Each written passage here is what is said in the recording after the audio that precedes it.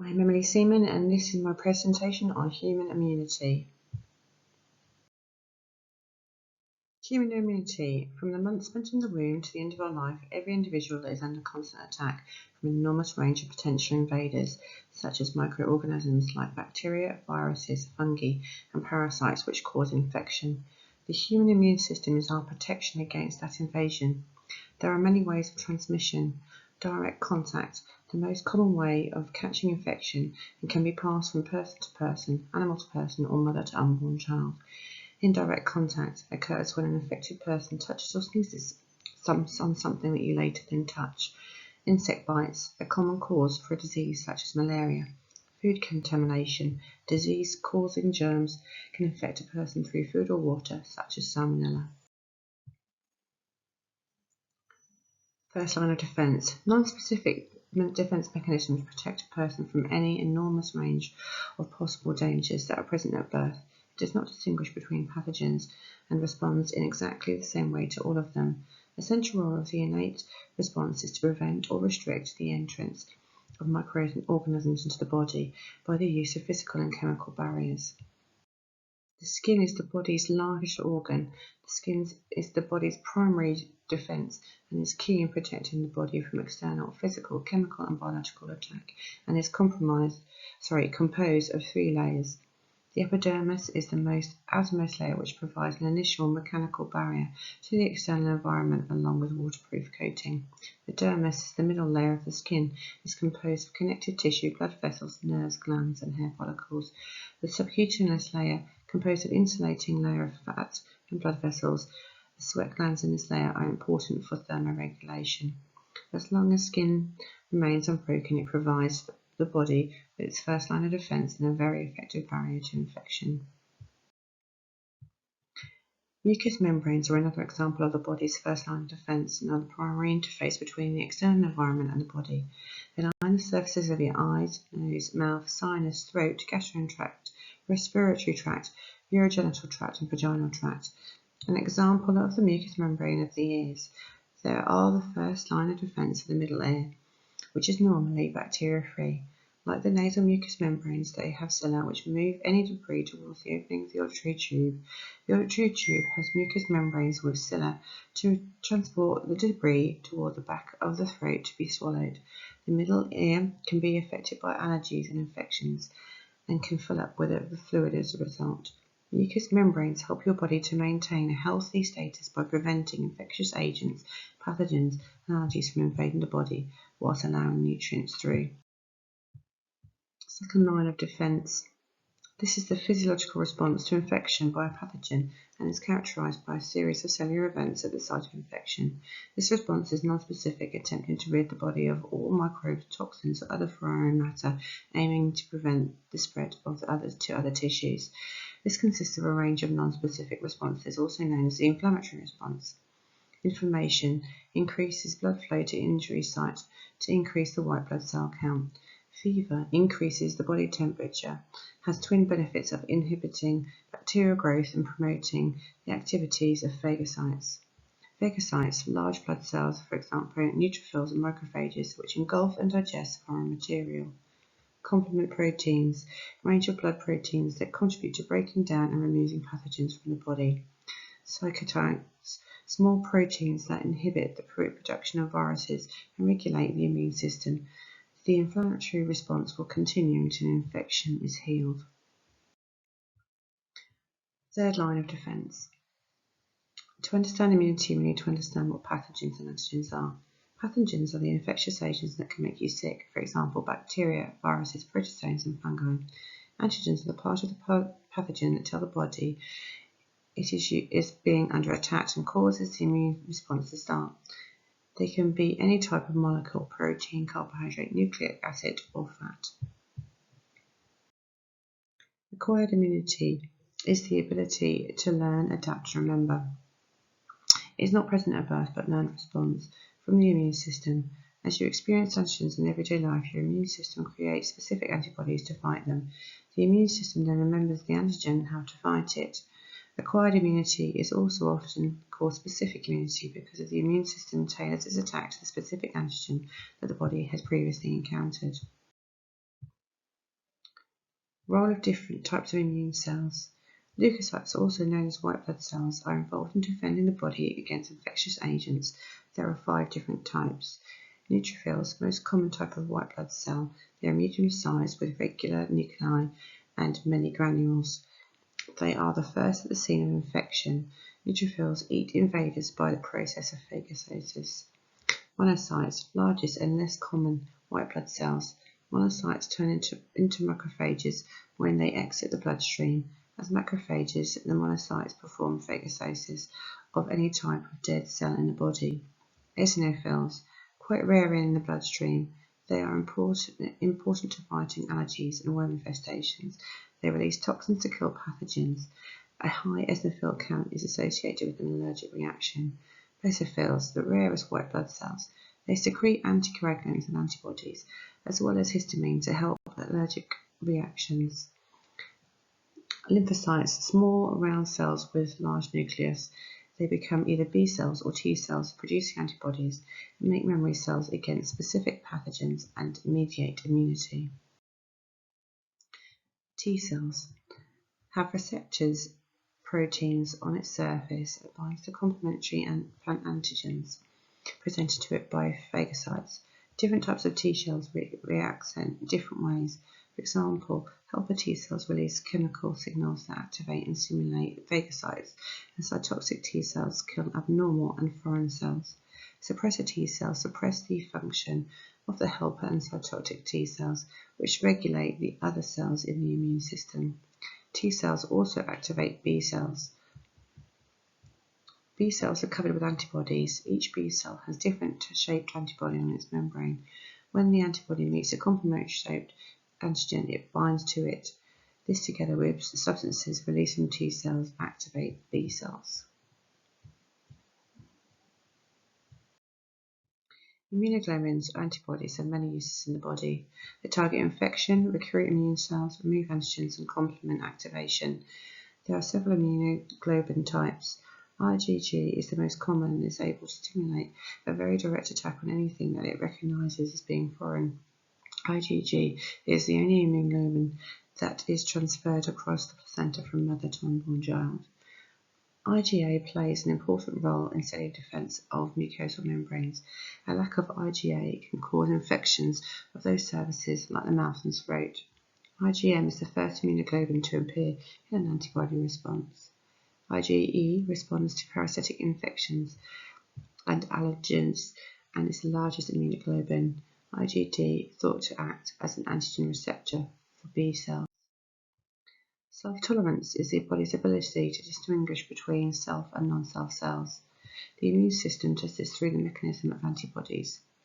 The fundamental factors in the immune system distinguishing between self and non-self are 2 cell surface proteins known as major histocompatibility complexes, MCH1 and 2, along with human leukocyte and antigen gene complex.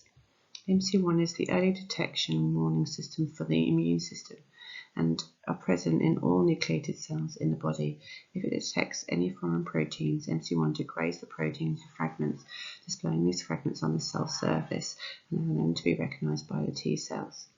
MC2 are only present in certain cells of the immune system, focusing more on antigens from pathogens. Antigen fragments are presented by MCH2 on the surface of the immune cell. This is picked up by the T cell, which targets any cell expressing these antigens. The human immune system level of response to foreign antigens is not consistent. The level of response varies significantly depending on the level of similarity between the foreign antigen and self-antigens. If a new antigen is very similar to a self-antigen, the response may be weak. Failure of self-tolerance. Autoimmunity is the response of the adaptive immune system to self-antigens that occur when mechanisms of self-tolerance fail and is one of the causes of hypersensitivity in humans. Hypersensitivity is the abnormal immune reaction to repeated exposure to the same antigen and then have been grouped into 4 categories. Type 1, immediate reaction mediated by IgE antibodies. Example is allergies. A severe reaction can lead to anaphylaxis. Type 2, antibody-mediated reaction to self-antigens. mediated by IgG or IgM antibodies. An example is blood transfusion reaction. Type 3 immune complex mediated, caused by phagocyte failure and excessive production of immune complexes. Example is rheumatoid arthritis. Type 4 delayed type cell mediated, an overreaction of T cells to antigen. An example of this is type 1 diabetes. Rejection of transplanted organs. Transplantation is the act of transferring cells, tissues, or organs from a healthy person to a person who has damaged cells or organ. The immune system is a very powerful barrier, and it has developed effective mechanisms to combat foreign agents. As all nucleated cells in the body have cell markers, the immune system of the person receiving the transplant will recognize the new cells as foreign and will cause the immune system to attack. The only way around this, unless there is an identical twin who will donate the appropriate part of their body, is to destroy the T cells in the body using X-rays and immunosuppressant drugs, by closely matching the recipient to the donor by tissue typing to ensure a closer possible match. There are 3 types of rejection. Hyperacute, the immediate response requiring immediate action. Acute occurs from a week to 3 months after the transplant. All recipients have some amount of acute reaction. Chronic can take place over many years because of the immune system response causing damage to the transplanted tissues. There are over 80 types of autoimmune diseases affecting the whole body. You can see some of them here in the figure. Here are 2 in more detail. Graves' disease is a hypersensitivity type 2, where the body is exposed to an excess of T3 and T4 cells and causes hypothyroidism. It is an autoimmune disorder where an antibody that mimics the effects of TSH is produced. Some symptoms are weight loss, anxiety, palpitations, and warm, sweaty skin. Along with hypothyroidism, it can stimulate thyroid growth, where the thyroid gland becomes enlarged, known as a goiter. It is mainly treated with immune suppressant medication, but in some cases, iodine treatment or surgery is required. Type 1 diabetes categorizes as type 4 hypersensitivity. The onset is usually sudden and can be life-threatening. This is a long-term autoimmune disease where there is a severe deficiency of insulin secretion due to destruction of insulin-producing cells of the pancreas by autoantibodies. Some symptoms are excessive thirst, frequent urination, blurred vision, and excessive weight loss. Treatment of insulin injection is required. It is difficult to diagnose an autoimmune disorder with there being so many. Antibody tests are performed to identify the antibodies you are producing, which assist diagnosis along with symptoms. There is no cure for autoimmune diseases yet, so treatment is about controlling the disease and treating the symptoms. Acquired immunity is the immunity you gain over your lifetime. They are gained actively or passively. Actively acquired immunity is the response the body makes in reaction to antigens they come in contact with over a lifetime. Passively acquired immunity is accruing the antibodies from somewhere else. Active immunity is acquired either naturally or artificially. Naturally is where the antibodies are being developed by an immune system due to reaction to an antigen and then stored in the memory cells. Artificially is where the body is intentionally exposed to a latent version of the foreign antigens so that the body can develop antibodies to prevent a higher degree of infection or no infection at all. This is the case of vaccinations. These types of immunity develop over time but last a lifetime. Passive immunity is also divided into naturally or artificially. Natural passive immunity is where antibodies are passed from mother to unborn child via the placenta to give the baby protection after birth for the first few months. Artificially passive is where antibodies are given by medication. For example, a spider bite. An antivenom would be used to neutralize the venom. Passive immunity is a quick, short-term immune response. Immunological memory is the ability of the immune system to respond to the pathogen that has already encountered faster and more effectively than the first time. This is the fundamental reason behind vaccinations. Primary response from the first exposure to an antigen leads to a rise of antibody levels, and mainly IgM. It takes time for B cells to identify and action and bind antibodies to attack the foreign agent. This allows time for infection to take hold and cause symptoms. The long-living memory B cells will then make the individual immune to future infection. Secondary response. On subsequent exposures to the same antigen, the immune response is much faster and powerful because the memory B cells produced from the primary exposure divide rapidly and antibody production begins almost immediately. Vaccinations involve exposing the body's immune system to a weakened version of a pathogen to stimulate antibody production with the sole intention of providing immunity against a specific pathogen. There are many types of vaccines, many of which eradicate disease such as smallpox and polio. Live vaccines are composed of disease-causing viruses or bacteria which have been weakened in a laboratory. When live vaccination is used, a relatively small dose of the virus or bacteria is given, which replicates in the body and creates enough virus/bacteria to stimulate a response. This causes our bodies to go through a simulation before actually encountering the infection for real. An example of live vaccination is MMR. Inactivated vaccines are where bacteria are grown and then inactivated by heat in the laboratory. They require multiple doses, as the first dose only primes the second dose. A protective immune response only develops after the second or third dose and is stored in our immunological memory. An example of an inactivated vaccine is the flu jab. Vaccinations help protect people from serious diseases which can only be treated by immunisation. Childhood mortality rates before the introduction of vaccines were more affected by disease such as polio and measles. Although they still exist, vaccination programs have provided greater protection from serious complications and the global benefits are far-reaching. Measles were first vaccinated against in the UK in the late 1960s with the introduction of the MMR vaccine in 1968. Since the vaccine was introduced, there has been a steady decline in measles cases. Because of higher rates of vaccinations, the number of deaths have reduced, and in 1994 there were no deaths reported that year. Between 2001 and 2013, though, there was a sharp rise in the number of UK measles cases. Numbers of cases have fallen since 2013, but rates of measles are still higher than they were in the late 1990s. In 2018, there were 966 confirmed cases in England, nearly 4 times as many as the total number confirmed in 2017. The majority of measles cases have been in people who are not vaccinated, especially young people aged 15 and over who missed out on the MMR vaccination when they were younger. Vaccinations have a number of benefits on a global scale. They save money for the NHS with the idea of prevention rather than treatment. They also prevent people from developing long-term health problems and catching a full version of disease. Vaccinations also extend life expectancy. The most important benefit of vaccination is development of herd immunity. Vaccines not only help the recipient, but they also stop spreading the disease to the immune weakened, people like the sick, young and old. Herd immunity. As contagious disease spreads from person to person, this can make disease spread fast and infect many people in a short amount of time. With being a global community, the chances of disease spreading are higher than ever. Herd immunity can stop the spread of disease.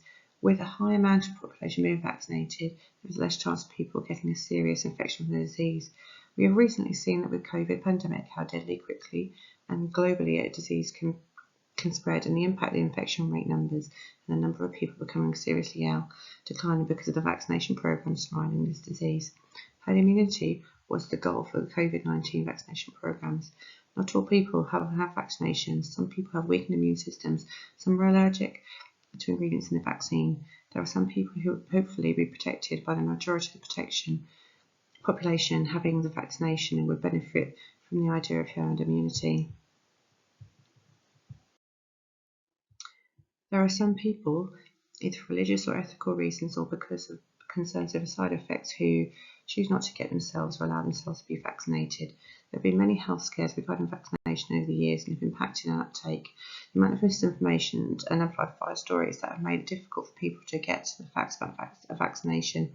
For example, an article published in The Lancet in 1998 claimed that there was a link between MMR vaccinations and autism, which have led to declining numbers of people allowing their children to be vaccinated. Also with COVID-19 scares, with being vaccinated being new and rushed, affected uptake initially with anti-vaxxers speaking strongly against the government's implementation of the vaccine.